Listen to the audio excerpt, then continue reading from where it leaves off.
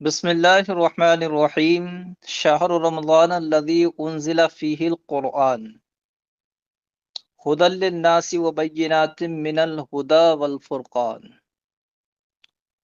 رمضان کا وہ مہینہ جس میں قرآن اتارا گیا، اس حال میں کہ وہ ہدایت ہے لوگوں کے لیے، اور ہدایت اور حق و باطل کے درمیان فرق کرنے والی واضح آیتیں ہیں۔ اس آیت کریمہ میں اللہ پاک نے نزول قرآن کا ذکر کیا، جس کے ضمن میں ماہ رمضان کی فضیلت بھی بیان ہو گئی۔ رمضان ہی کا وہ مبارک مہینہ ہے جس میں اللہ پاک نے قرآن مقدس کو اتارا، لیکن یہ اتارنا زمین کی جانب نہیں تھا، بلکہ یہ اتارنا لوح محفوظ سے آسمان دنیا پر تھا۔ زمین سے جو سب سے قریب آسمان ہے اس کو آسمان دنیا کہتے ہیں۔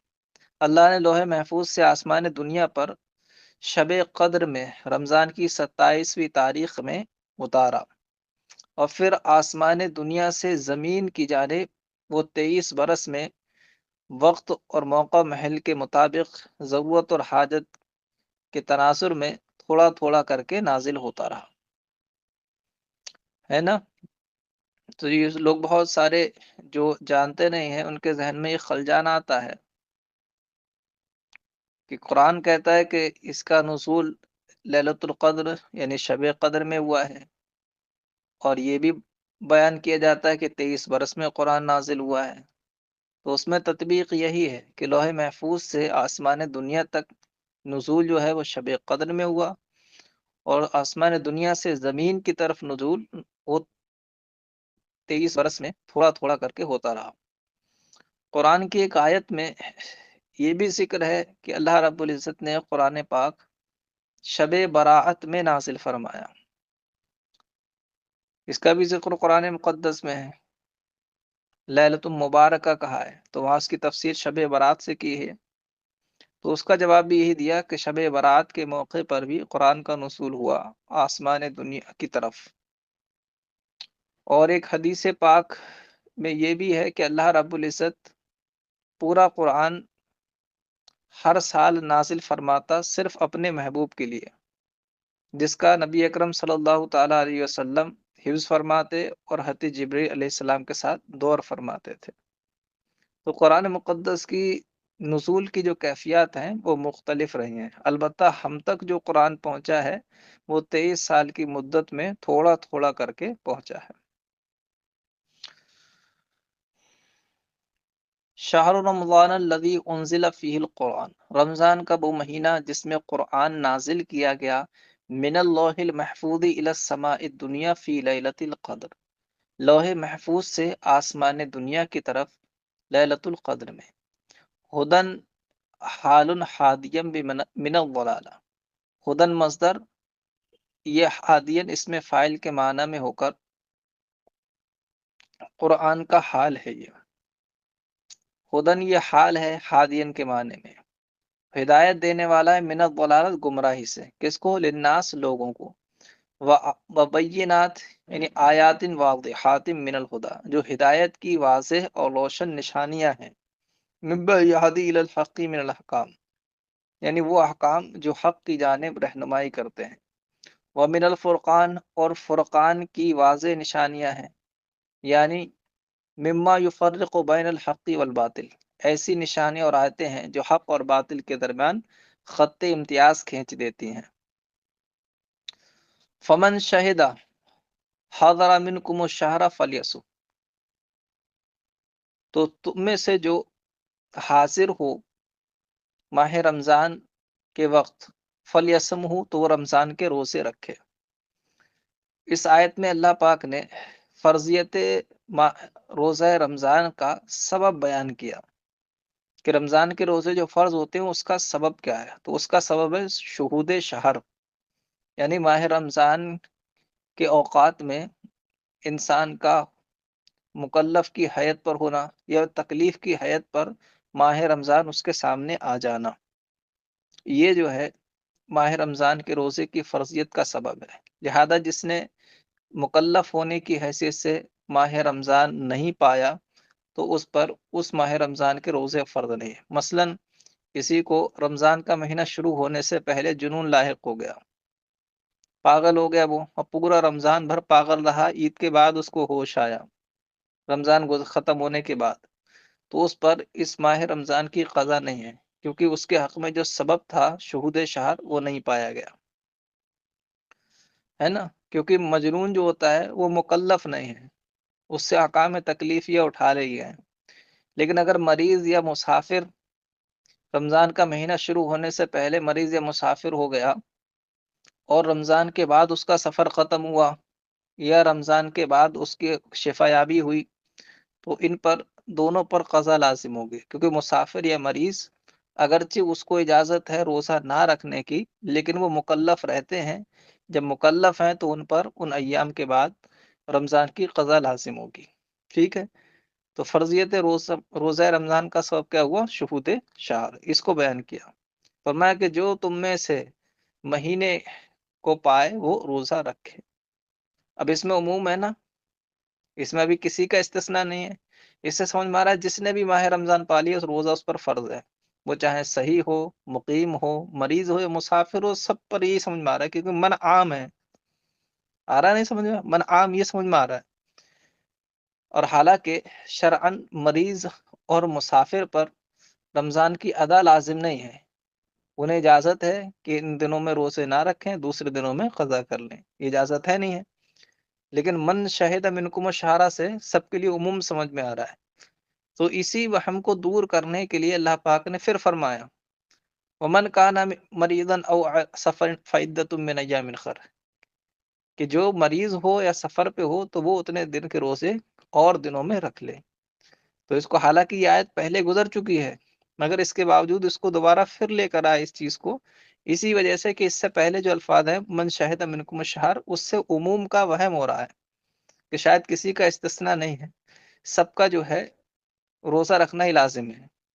اور پہلے جو فرمایا تھا پچھلی آیتوں میں فمن کانا منکم مریضا او علی سفر فعدۃ من ایام اخر، وہ جو آیت پہلے نازل ہوئی تھی اس کا سمجھ میں آ رہا ہے شاید یہ من شہد منکم الشہر سے منسوخ ہو گئی، کیونکہ من شہد منکم الشہر بعد کی آیت ہے، وہ پہلے کی آیت تھی۔ پہلے والی آیت میں اجازت سمجھ میں آ رہی ہے مریض اور مسافر کو روزہ نہ رکھنے کی، اور دوسرے میں عموم سمجھ میں آ رہا ہے کہ سب پر فرضیت ہے، تو اس سے وہم ہوگا کہ پہلے والا حکم منسوخ ہو گیا، اب سب پر روزہ رکھنا ہی لازم ہے، چاہے وہ مریض ہو یا مسافر۔ اس وہم کو دور کرنے کے لیے دوبارہ پھر یہ الفاظ آئے من کانا منکم مریضا او علی سفر فعدۃ من ایام اخر، یہ بتانے کے لیے کہ پہلا حکم منسوخ نہیں ہوا ہے بلکہ اس کا لحاظ اب بھی ہے۔ فمن شہدہ حضر منکم، تو جو تم میں سے حاضر ہو مہینے کے وقت، فلیصم ہو تو اس کے روزے رکھے، ومن کانا مریضا، اور جو مریض ہو، علی سفر یا سفر میں ہو، فعدۃ من ایام اخر، تو اتنے روزے دوسرے دنوں میں رکھے۔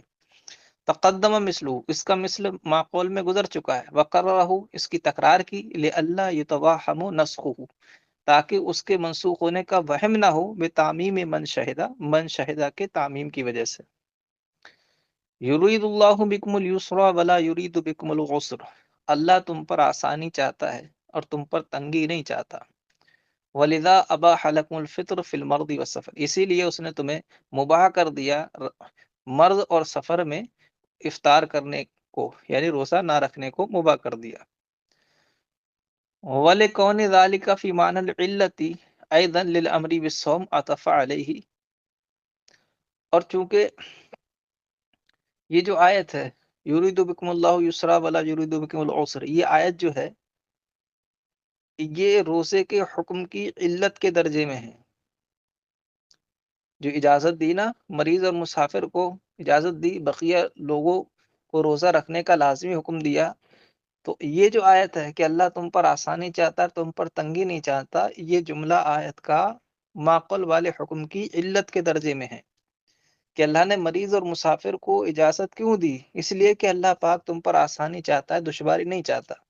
اگر مریض اور مسافر پر بھی حتمی طور پر روزہ لازم کر دیا جاتا تو ضرور دشواری ہوتی، تنگی ہوتی ان کو، تو اللہ نے ان کو اجازت دے دی، کیونکہ اللہ یہ پسند نہیں کرتا ہے کہ تم مشقت میں پڑو، بلکہ وہ تمہیں آسانی چاہتا ہے۔ تو یہ جملہ خود علت کے درجے میں ہے، اسی وجہ سے اس جملے پر اگلے والے جملے کا عطف کیا گیا جس میں لام تعلیل یہ موجود بھی ہے، وَلِتُكْمِلُوا الْعِدَّةَ، تمہیں اجازت دی اور بعد میں دوسرے دنوں میں ان روزہ رکھنے کا حکم دیا، کیوں؟ تاکہ تم اس تعداد کو پورا کر سکو۔ 30 کا رمضان ہوا یا 29 کا، تو جتنے روزے سفر یا مرض کی وجہ سے چھوٹے ہیں ان کو دوسرے دنوں میں رکھو تاکہ روزے کی تعداد پوری ہو جائے، ہے نا؟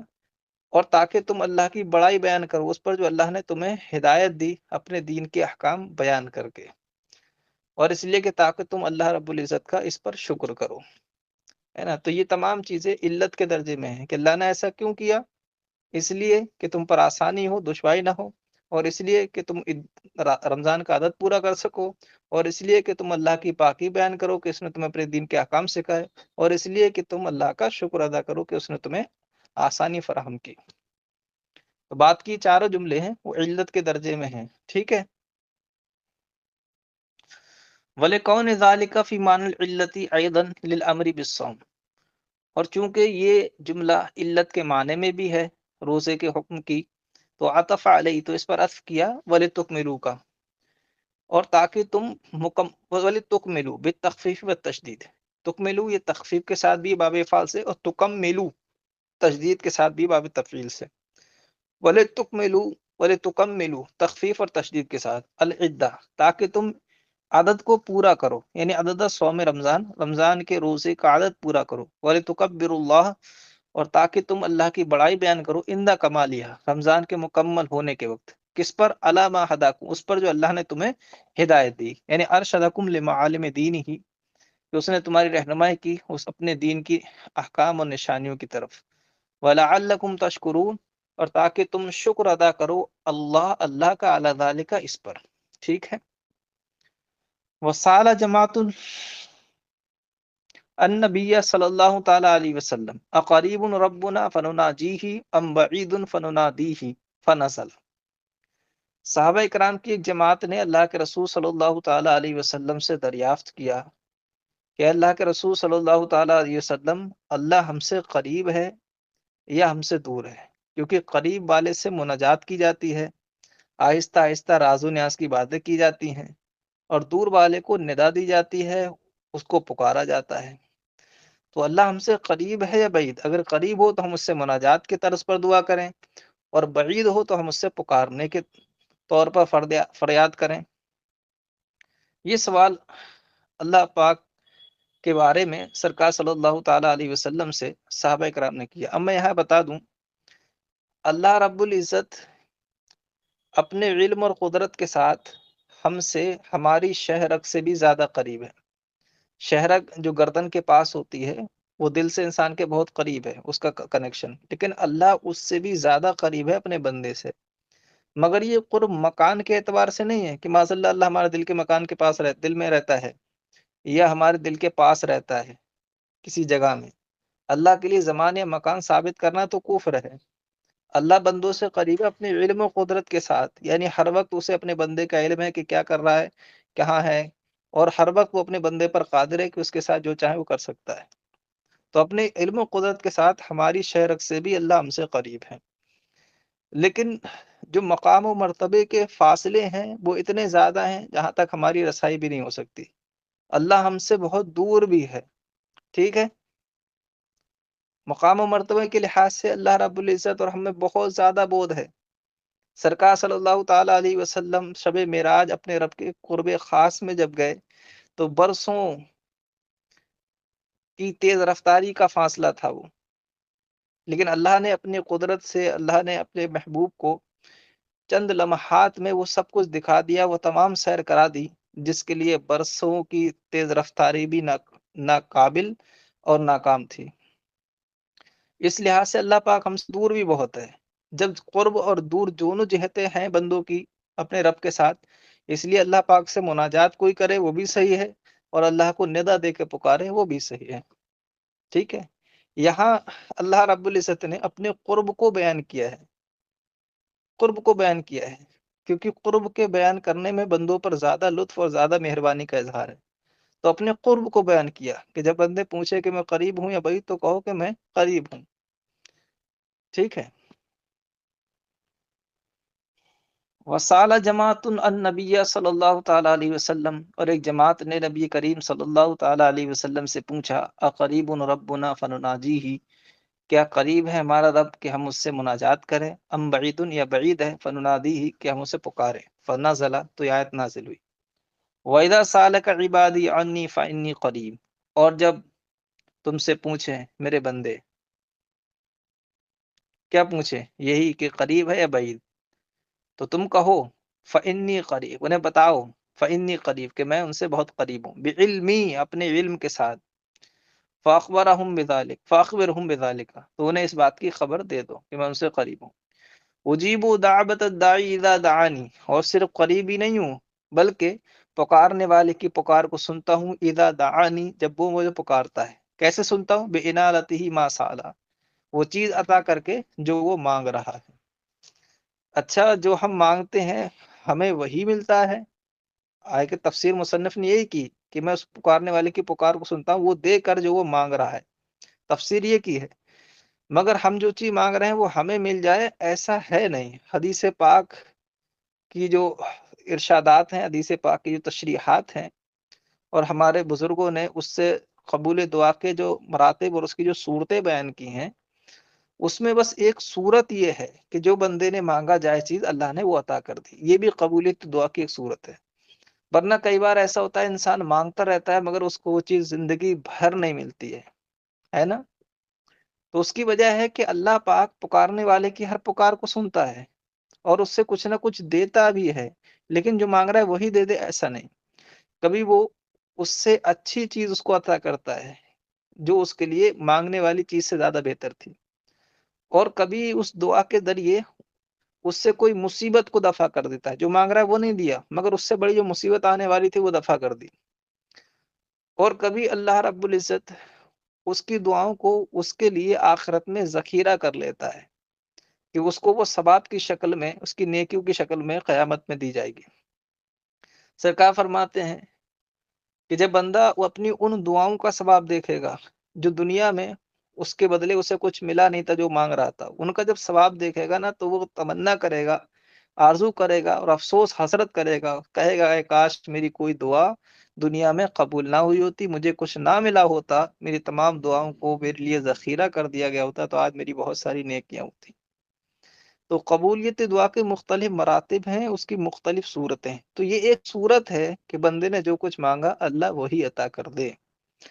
تو چونکہ قرآن کے الفاظ تو مطلق ہے نا، اجیب و دعوت الداعی اذا دعانی، میں پکارنے والے کی پکار سنتا ہوں جب وہ پکارتا ہے، لیکن مصنف نے اس کی تفسیر صرف ایک صورت سے کی کہ اس کو وہ دے کر جو وہ مانگ رہا ہے، یہ اللہ کے سے پکار کرنے کا پورا مکمل طریقہ، پکار سننے کا مکمل طریقہ نہیں ہے، یہ بس اس کی ایک صورت ہے کہ ہاں اس طرح بھی پکار سنتا ہے، ورنہ اس کی کتنی صورتیں ہیں وہ میں نے بتا دی۔ کبھی وہ دیتا ہے جو مانگ رہا ہے، کبھی اس سے اچھی چیز دیتا ہے، کبھی اس دعا سے مصیبت ٹال دیتا ہے، ورنہ کبھی اس کی دعا کو ذخیرہ کر دیتا ہے، اور یہ تمام صورتیں اللہ کے دعا کو قبول کرنے کی اور اس کے پکار کو سننے ہی کی ہیں۔ ٹھیک ہے،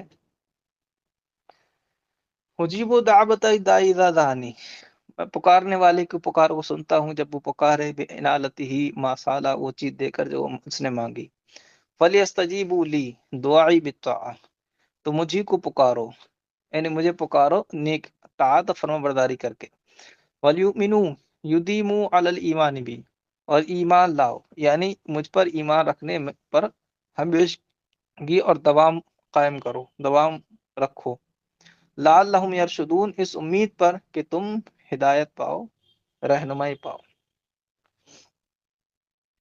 احل لکم لیلۃ الصیام الرفث، تمہارے لیے حلال کیا گیا رمضان کی راتوں میں اپنی عورتوں سے ملنا۔ اس کا اجمالی تذکرہ میں کر دوں کہ ابتدائے اسلام میں صرف مغرب سے لے کر عشاء تک رمضان کے دنوں میں کھانے پینے اور جمع کرنے کی اجازت تھی۔ عشاء کی نماز پڑھنے کے بعد سے لے کر پوری رات اور اس کے بعد پورا دن سورج ڈوبنے تک اس میں نہ کھانا پینا جائز تھا، نہ بیوی سے ملنا جائز تھا، بس تھوڑا سا وقت تھا، مغرب سے عشاء تک آپ سب کچھ کر سکتے تھے۔ تو یہ حکم بڑا بھاری تھا کیونکہ صحابہ کرام دن میں کام کرتے تھے، کوئی شام کو کام کرتے ہوئے آیا، اب وہ تھک گیا تو کئی بار وہ مغرب کے بعد سو گئے تو ان کی آنکھ کھلی تو عشاء کا وقت ہو گیا تھا، اب وہ نہ کھا پی سکے نہ بیوی سے مل سکے۔ کچھ صحابہ کرام کے ساتھ ایسا ہوا کہ ان کو افطاری کرنے کا موقع بھی نہیں ملا، دوسرے رمضان کا وقت شروع ہو گیا۔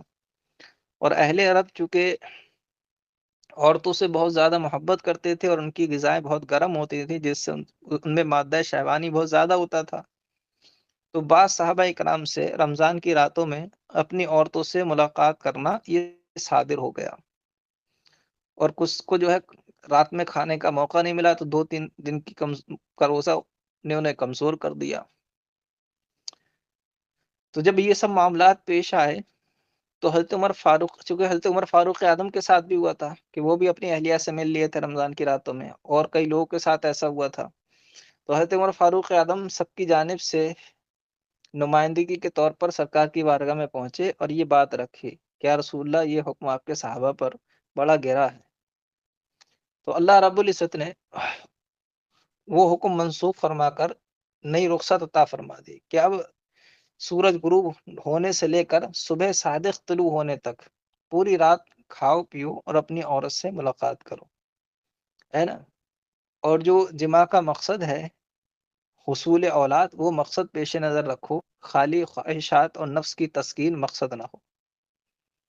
پھر اس کے بعد جب صبح صادق طلوع ہو جائے تو اس وقت سے لے کر سورج غروب ہونے تک جو روزہ ہے اس کو مکمل کرو اس کے پورے اہتمام کے ساتھ۔ اور جب رمضان کا آخری عشرہ آئے اور تم اعتکاف میں ہو تو اعتکاف میں اپنی عورتوں سے مباشرت نہ کرو، ان سے مجامعت نہ کرو۔ اعتکاف میں معتکف اپنی عورت سے جمع کر سکتا ہے یا نہیں، اس میں کچھ جزوی اختلاف ہے۔ امام شافعی علیہ رحمہ کا موقف یہ ہے کہ اگر معتکف کو حدود مسجد سے باہر نہ جانا پڑے اپنی عورت سے مجامعت کرنے کے لیے تو رات کے وقت میں کر سکتا ہے جب وہ روزہ نہ ہو۔ جیسے بہت ساری مسجدیں ہوتی ہیں جن میں حجرہ جو ہوتا ہے امام کا وہ احاطہ مسجد میں ہی ہوتا ہے، وضو خانہ بھی احاطہ مسجد میں ہوتا ہے، ٹوائلٹ اور غسل خانہ بھی احاطہ مسجد میں ہوتا ہے نا، جہاں تک مسجد کی زمین لگتی ہے وہیں تک اسی میں ہوتا ہے۔ ایک ہوتا ہے داخل مسجد، خاص وہ حصہ جس میں نماز ادا کی جاتی ہے، وہ داخل مسجد کہلاتی ہے، اور ایک ہوتا ہے خارج مسجد، وہ تمام حصہ جو مسجد کی حدود میں آتا ہے مسجد کی زمین میں، وہ خارج مسجد کہلاتی ہے۔ اس میں وضو خانہ ہوتا ہے، ٹوائلٹ ہوتا ہے، غسل خانہ ہوتا ہے، امام کا حجرہ ہوتا ہے۔ تو باب اعتکاف میں داخل مسجد اور خارج مسجد دونوں کا ایک ہی حکم ہے، یعنی معتکف جس طرح داخل مسجد میں آ سکتا ہے اسی طرح بلا حاجت خارج مسجد میں بھی آ سکتا ہے، اس سے اس کے اعتکاف پر کوئی فرق نہیں پڑے گا۔ فتاوی رضویہ، فتاوی امجدیہ، فتاوی علیمیہ، فتاوی فیض الرسول، تمام میں اس کی تصریح ہے، عالمگیری میں بھی ہے۔ اور بہار شریعت کو غور سے پڑھیں گے تو اس کا بھی مطلب یہی ہے، لوگ بہار شریعت سے دھوکہ کھاتے ہیں تھوڑا۔ بہرحال خارج مسجد باب اعتکاف میں داخل مسجد کی طرح ہے، وہاں جانے سے اعتکاف نہیں ٹوٹتا ہے۔ تو وہ کہتے ہیں کہ اگر امام کو حدود مسجد سے نہ نکلنا پڑے اپنی عورت سے جمع کرنے کے لیے تو رات کے وقت میں کر سکتا ہے۔ جیسے کوئی امام ہے اور وہ ان کی فیملی ان کے حجرے میں رہتی ہے تو اپنی عورت سے رات میں مل سکتا ہے اعتکاف معتکف ہونے کی حالت میں۔ اسی طرح عورت اگر معتکفہ ہے نا، مسجد بیت جو گھر میں بنا لیتے ہیں، ایک مقام کو نماز کے لیے مقرر کر لیا، وہی مسجد بیت ہوگی، اس میں اعتکاف کر سکتی ہے۔ تو وہ اگر شوہر والی ہے اور اس کا شوہر اسی جگہ آ کر اس سے ہم بستری کر لے تو ان کے یہاں اس کی اجازت ہے رات کے وقت میں۔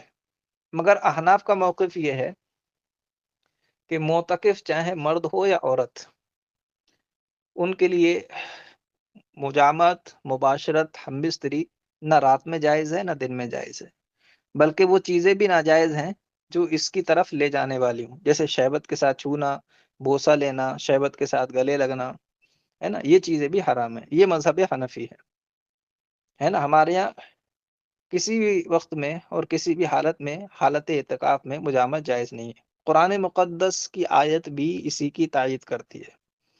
نیچے آ رہا ہے وَلَا تُبَاشِرُهُنَّ وَأَنْتُمْ عَاكِفُونَ فِي الْمَسَاجِدِ، اور اپنی عورتوں سے مباشر نہ کرو جب کہ تم اعتکاف میں ہو مسجد کے اندر۔ تو اعتکاف تو رات کی طرح دن میں بھی رہتا ہے، روزہ صرف دن کا ہوتا ہے رات کا نہیں، مگر اعتکاف جو ہوتا ہے وہ رات کا بھی ہوتا ہے دن کا بھی ہوتا ہے۔ اور اللہ پاک نے فرمایا جب تم اعتکاف میں ہو تو مت کرو، تو رات میں بھی وہ معتکف ہی ہے نا، تو رات میں کرے گا تبھی تو قرآن کے حکم کے خلاف ہوا۔ ہے نا. قرآن نے تو مطلقاً منع کیا ہے، تو اس سے معلوم ہوا کہ اعتکاف فاسد ہو جائے گا اگر رات میں بھی کرے تو قرآن مقدس کی جو آیت ہے وہ مذہب حنفی ہی کی تائید کر رہی ہے. اگرچہ شوافی نے اس میں کہا کہ یہ آیت کا حکم صرف اس کے لیے ہے کہ جو مسجد سے باہر نکل کر جائے حالت اعتکاف میں اپنی عورت سے مجامت کرنے کے لیے، اس کے لیے معنت ہے. مگر ان کی اس بات پر ایک بہت بڑا اعتراض ہے. وہ اعتراض یہ ہے کہ بھائی مسجد سے باہر نکلنے سے تو اعتکاف ہی ٹوٹ جاتا ہے نا. اب وہ چاہے مجامات کے لیے نکلے یا پیشاب پاخانے کے لیے نکلے، تو پھر اس میں مجامات کی کیا تخصیص رہ گئی؟ یہ ممانعت تو سب کے لیے کہ مسجد سے باہر نہیں نکلنا ہے. تو اس لیے اس آیت سے جو وہ معنی استدلال کر رہے ہیں وہ استدلال اس طرح بھی صحیح نہیں، اس میں بڑا اعتراض ہے. مذہب حنفی مضبوط ہے اور قرآن کی آیت مکمل اسی پر دلیل ہے اور اسی کی تائید میں ہے.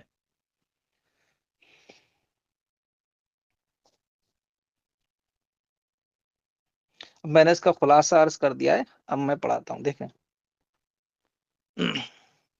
احل لکم لیلۃ الصیام الرفث بمعنی الافضاء الی نسائکم بالجماع. اور تمہارے لیے حلال کیا گیا ہے رمضان کی راتوں میں الرفث یعنی جانا تمہاری عورتوں کے پاس، بالجماع جمع کرنے کے لیے. نزل نسخا لما کان فی صدر الاسلام من تحریمہ و تحریم الاکل والشرب بعد العشاء. یہ آیت نازل ہوئی اس حکم کو منسوخ کرنے کے لیے جو ابتدا اسلام میں تھا، یعنی جماع کا حرام ہونا اور کھانے پینے کا حرام ہونا عشاء کے بعد. اس کے بارے میں نازل ہوئی. ہن لباس لکم وانتم لباس لہن. وہ تمہارے لیے اور لباس ہیں اور تم ان کے لیے لباس ہو. کنایۃ عن تعانقہما. یہ کنایا ہے ان دونوں کے مل جل کر لپٹ کر رہنے سے، یعنی وہ تم سے لپٹتی ہے اور تم اس سے لپٹتے ہو، اس سے کنایا ہے. او احتیاج کل منہما الی صاحبہ. یا اس سے کنایا ہے کہ ان دونوں میں سے ہر ایک کو دوسرے کی حاجت ہے نا. جیسے انسان کو لباس کی حاجت ہوتی ہے اور لباس اپنے وجود میں انسان اور پہننے والے کا محتاج ہے. علم اللہ انکم کنتم تختانون تخونون انفسکم بالجماع لیلۃ الصیام. اللہ کو معلوم ہے کہ تم خیانت کرتے تھے اپنی جانوں میں بالجماع جمع کر کے رمضان کی رات میں. وقع ذلک لعمر وغیرہ. یہ معاملہ واقع ہوا ہے عمر فاروق اعظم اور دوسرے صحابہ کے ساتھ. واعتذروا الی النبی صلی اللہ علیہ وسلم. اور ان سب نے سرکار کی بارگاہ میں عذر پیش کیا. فتاب علیکم قبل توبتکم. تو اللہ نے تمہاری توبہ کو قبول کر لیا، جو ہوا تھا نا، توبہ کو قبول بھی کیا اور رخصت کا حکم بھی دے دیا. یہ سرکار کے صحابہ کی عظمت ہے اللہ پاک کی بارگاہ میں کہ ان سے ہو جائے تو معافی بھی ملتی ہے پلس انعام بھی ملتا ہے. اور جو صحابہ کرام پر بھوگتے ہیں یہ وہ ہیں جنہیں نہ معافی ملے گی اور انعام تو دور کا مسئلہ ہے.